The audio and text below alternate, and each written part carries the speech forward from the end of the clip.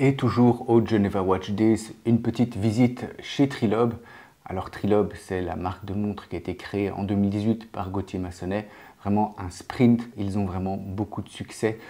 Pourquoi sprint? Parce que depuis la création jusqu'à la présence à Watches and Wonders dans le carré des horlogers, il ne s'est écoulé que 2 ou 3 ans. Franchement, bravo à eux.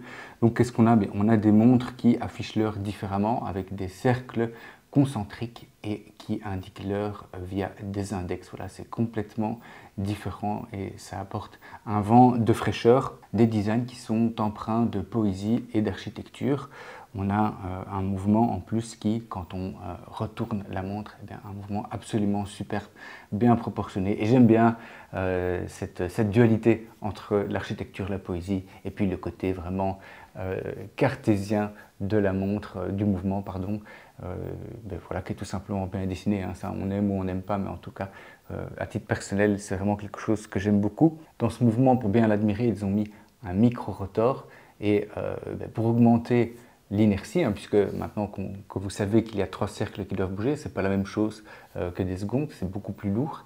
Et bien, pour augmenter l'inertie, ils n'ont pas pris un micro-rotor classique, ils ont pris une masse oscillante, donc en laiton, pour augmenter l'inertie, pour augmenter la force. Cette année donc, on pouvait admirer les nuits fantastiques, les matinaux ou encore la folle journée qui a cette épaisseur d'1 centimètre avec ce dôme vraiment pour admirer le mouvement en 3D. Eh bien, leur nouveauté, c'était une montre, donc la Nuit Fantastique, avec un nouveau guillochage appelé guillochage grain d'orge.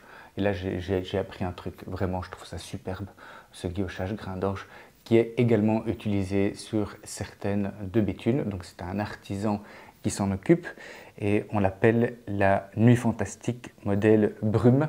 Et puis, il faut savoir aussi que ce modèle-là est le premier modèle à sortir des ateliers parisiens. Et donc, on n'est plus sur du Swiss Made, mais ça vient d'un atelier 100% français. Bravo à eux pour le sprint et pour cette nouveauté parce qu'il faut pouvoir à un moment donné se renouveler sans oublier son passé et eux ils y arrivent, c'est toujours la même équipe, toujours le même enchantement, une ligne de produits qui évolue vraiment par petits incréments. Et là, ils ont rajouté quelque chose qui faisait vraiment du sens, à savoir qu'ils ont changé la méthode de guillochage. Vraiment superbe, bravo à Trilobe.